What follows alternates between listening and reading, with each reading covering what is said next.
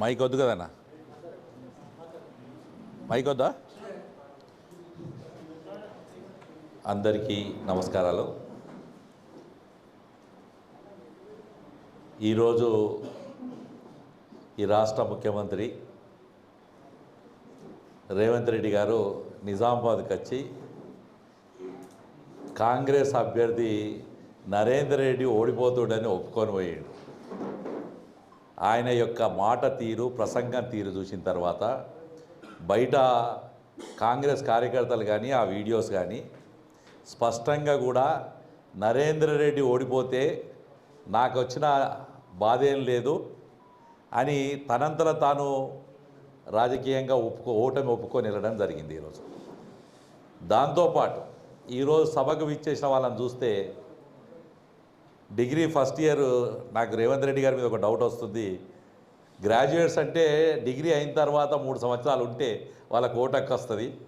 వారందరినీ కాలేజ్ పిల్లల్ని తీసుకొచ్చి దాంట్లో ఎక్కువ భాగం కూర్చోబెట్టడం జరిగింది.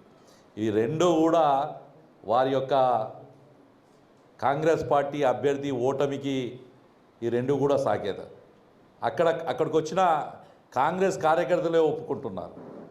ఇప్పటి వరకు మేము గ్రౌండ్కి వెళ్ళలేదు, క్యాండిడేట్లను అంటే ఓటర్స్ని కలవలేదు, ఇవాళ వచ్చి చెప్పిపోయినంత మాత్రాన ఇక్కడ ఉపయోగం లేదు అని చెప్పి చాలామంది ఇంటర్వ్యూ చేసిన వాళ్ళ దగ్గర కూడా స్పష్టంగా చెబుతున్నారు. కాబట్టి దాంతోపాటు రేవంత్ రెడ్డి గారు ఇందూరు జిల్లాకు వచ్చిన క్షణంలో మేము కూడా ఆశించినాం.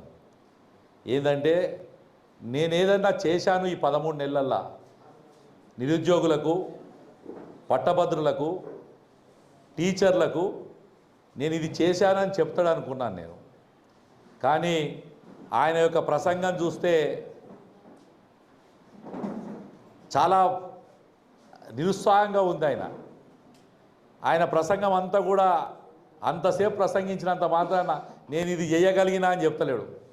బండి సంజయ్ గారి గురించో, బీజేపీ గురించో, మిగతా పార్టీల గురించో చెప్పడం జరిగింది తప్ప తన 13 నెలల్లో ఏం సాధించాడో అక్కడ దాకా భూమిరెడ్డి కన్వెన్షన్కి వెళ్ళి కాంగ్రెస్ పార్టీ ఆర్గనైజ్ చేసిన మీటింగ్లో కూర్చున్న రేవంత్ రెడ్డి గారు గాంధీ చౌక్లకు వచ్చి ఎవరన్నా ఒక నిరుద్యోగినో లేకు పట్టభద్రుల ఓటున్న వాళ్ళు ఎవరినన్నా ఒక్కరిని అడిగినా నీకు వాస్తవ పరిస్థితి చెప్పేవాళ్ళు.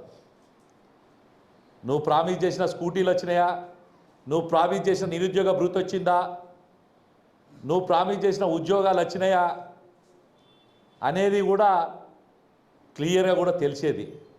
కాబట్టి వారి ప్రసంగమే భారతీయ జనతా పార్టీ అభ్యర్థి అంజిరెడ్డి గారు, కొమరయ్య గారు గెలుస్తారని చెప్పి ఇలా స్పష్టంగా తెలిసింది. కాబట్టి యావత్తు గ్రాడ్యుయేట్ ఓటర్స్కు ఇందూరు భారతీయ జనతా పార్టీ తరఫున మేము రిక్వెస్ట్ చేస్తున్నాం. మీరు కాంగ్రెస్ పార్టీకో ఇంకో పార్టీకి వేసి మీ ఓటును వేస్ట్ చేసుకోవద్దు.